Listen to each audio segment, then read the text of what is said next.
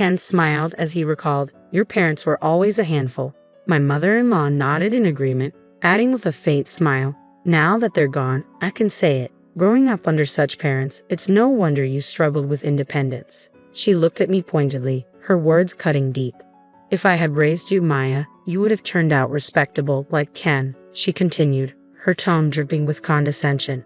It had only been a week since my parents' tragic car accident, and I was too mentally and physically drained to argue. My parents were respectable people, and I wanted to defend them. I wanted to retort, "If your mother had raised me, I might have ended up with a despicable personality like your son." But the words wouldn't come. My body felt too heavy to move, my mind too exhausted to fight back. I was ashamed of my weakness, unable to protect my parents' honor even as they were insulted. Just as I was sinking into despair, Ella appeared, her voice sharp with anger. "You have no right to act superior," she snapped. "I know the truth." The shocking revelations she shared reignited a fire in my heart. I wouldn't allow any more insults to my parents. From that moment, my daughter and I began to fight back. I'm Maya, a 38-year-old homemaker. I married Ken because I got pregnant, and it's been 16 years since then. I live with our energetic daughter, Ella. I had to drop out of university due to health issues when I got pregnant, a decision I sometimes regretted. But seeing Ella healthy and thriving, I knew I made the right choice. I've poured all my love into her, and she respects me in return. She's a talented young woman, so much so that she earned a computer qualification in middle school and was even featured in the newspaper. I may not be tech-savvy, but I admire her dedication and hard work. She's bright, friendly, and has many friends. I'm truly proud of the wonderful person she's become. However, my relationship with Ken hasn't been as smooth. In the early days of our marriage, his words, "Your support is what keeps me going," captivated me. I dreamed of a bright future together, but the reality was far from that. During my pregnancy, I suffered from severe morning sickness and back pain, spending most of my time in bed. Even then, I can't forget his harsh words. "Aren't you even going to prepare dinner? Don't slack off on your housework," he scolded, showing no empathy for my condition. Even when I'm not feeling well, I work hard at the office every day. "I'm not slacking off like you," he'd say, making me anxious about our future.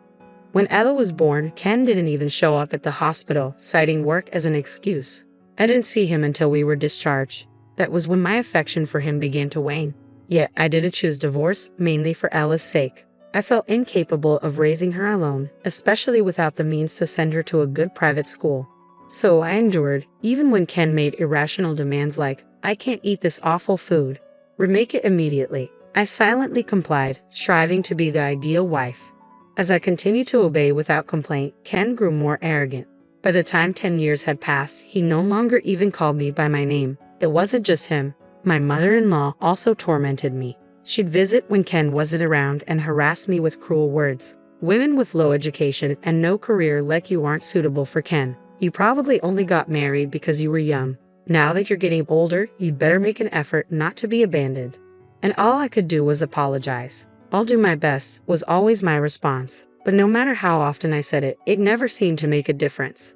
My mother-in-law would inspect the house with a critical eye, eventually pointing out some minuscule spot on the bookshelf. "Look, you haven't cleaned properly," she'd say.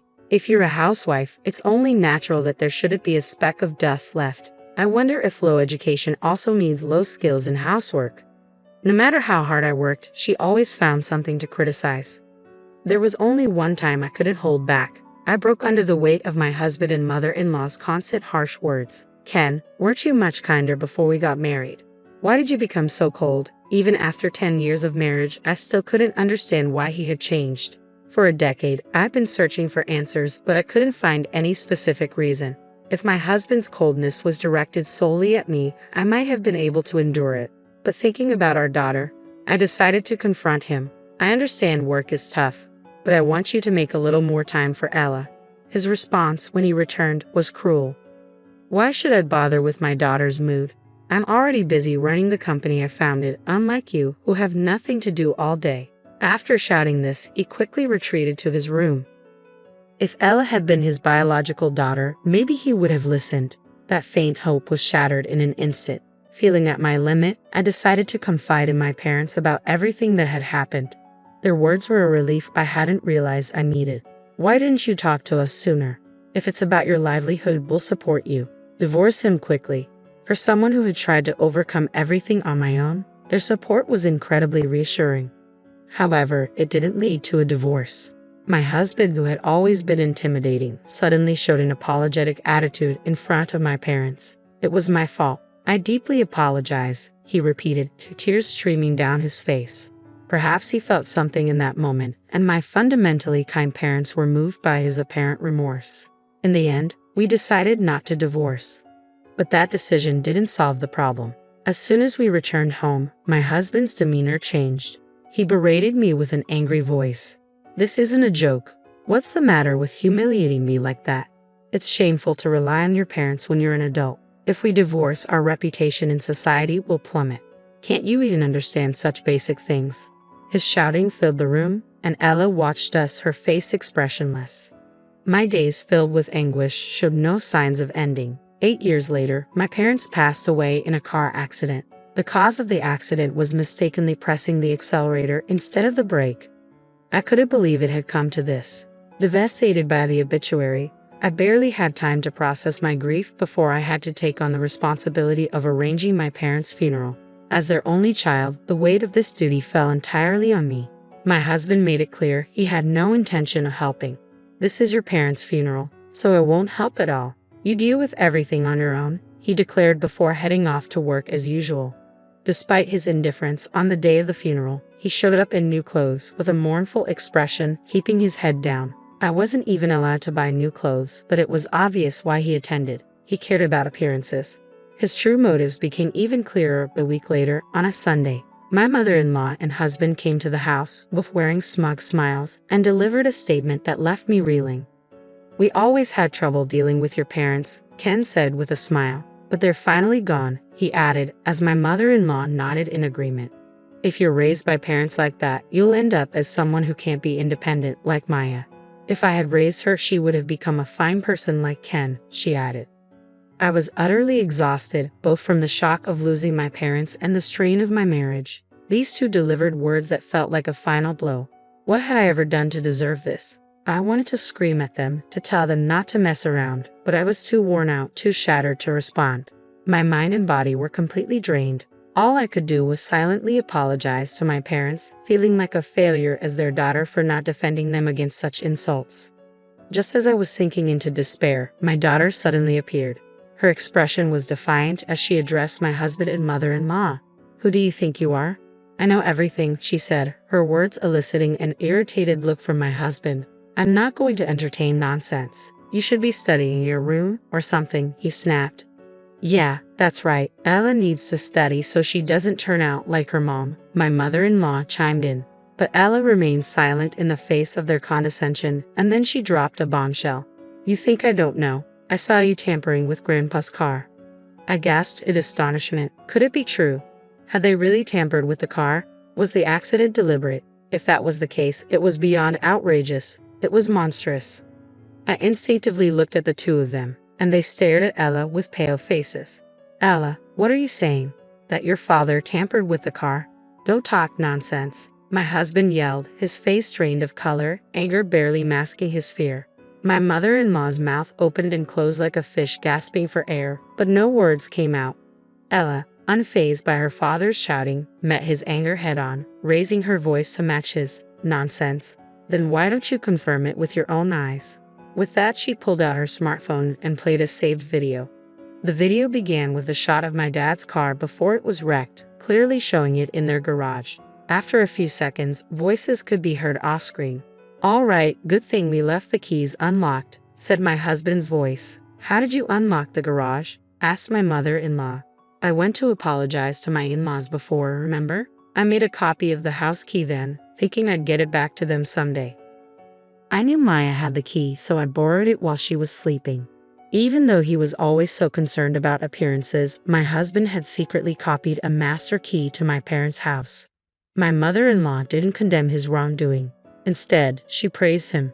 Just like my son, how clever. But really, why is your wife so clueless? It's beyond comprehension, she said. I couldn't believe such despicable people were connected to me. It was enough to make my vision blur with anger. As I wondered how my daughter had managed to film such footage, the video continued, capturing their vile conversation. To be honest, I wanted to marry a more attractive woman, my husband admitted on the recording. But I was afraid of the trouble from rumors after dumping her, so I ended up getting married. My mother-in-law chuckled and added, "It might be true that even conceiving a child was part of her scheme with you. What a hopeless child she is." They hurled insults at me before turning on a flashlight and beginning to tamper with the car. After about 30 minutes, my husband stood up, wiping sweat from his brow and uttering decisive words. "All right, the setup is complete. I messed with the brakes, so there's bound to be an accident somewhere. My anger won't subside until someone gets seriously hurt."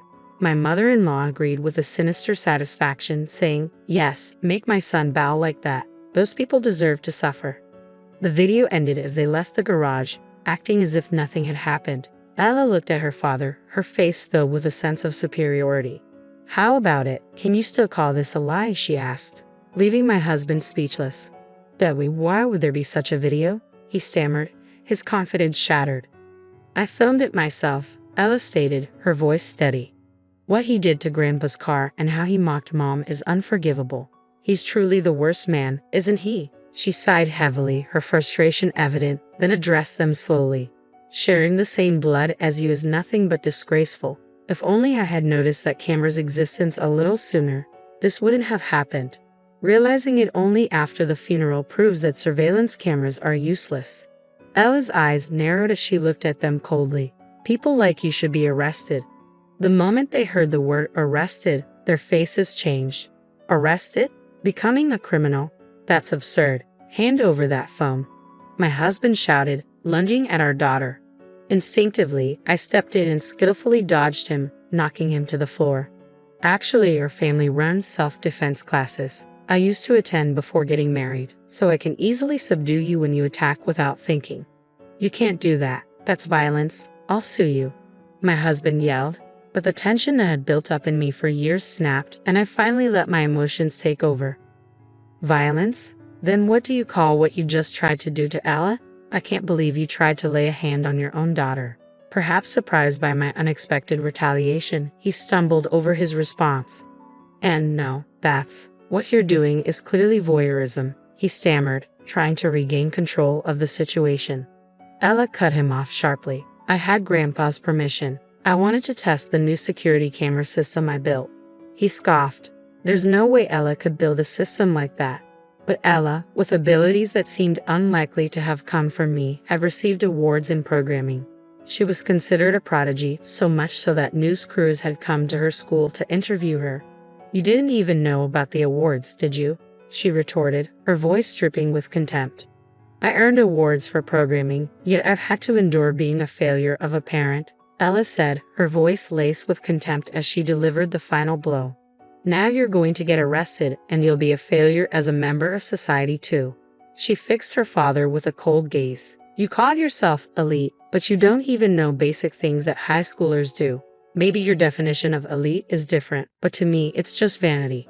At last, my mother-in-law, who had been silent until now, finally raised her voice. "That's enough. I can't believe you'd refer to your own father like that. Maybe it's because you, Maya, are so violent that this child grew up to be violent too." I was speechless, utterly astonished. Had she already forgotten what happened earlier when her son tried to attack our daughter? Ella shot back, "Criminals should stay quiet.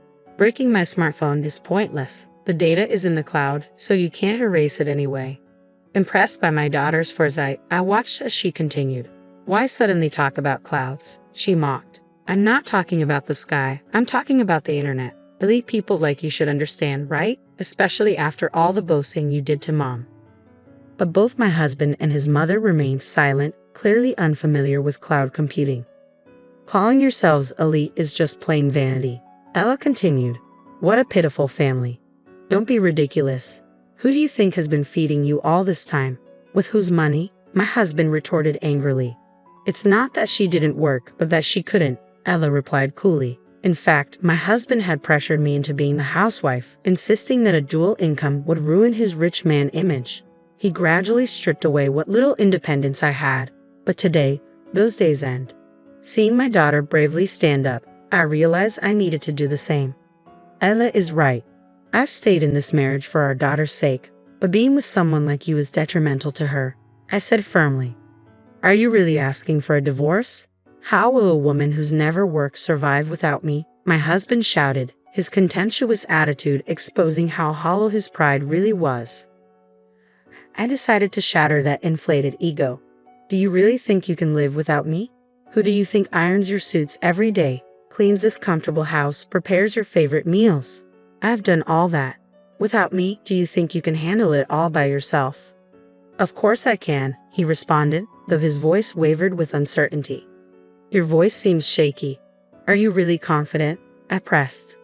Yeah, well, anyway, there's prison life waiting for you from now on, so there's no need to worry about that, Ella said with a smile. I almost laughed. That's a relief. Your life as an elite is over, and from now on, you won't have to worry about society's gaze. As he continued to speak, it seemed he reached a breaking point and suddenly screamed, breaking free from my grasp. This is no joke. There's no way I'm going to prison. If I just destroy the cameras, the evidence disappears, he yelled, rushing off and leaving his mother behind. But he tripped over my shoes and fell, flailing like a frog in the doorway. Seeing him in such a state, Ella calmly called the police. In the end, both my husband and his mother were taken away by the authorities. Subsequently, videos taken by my daughter and other evidence were discovered, leading to their arrest.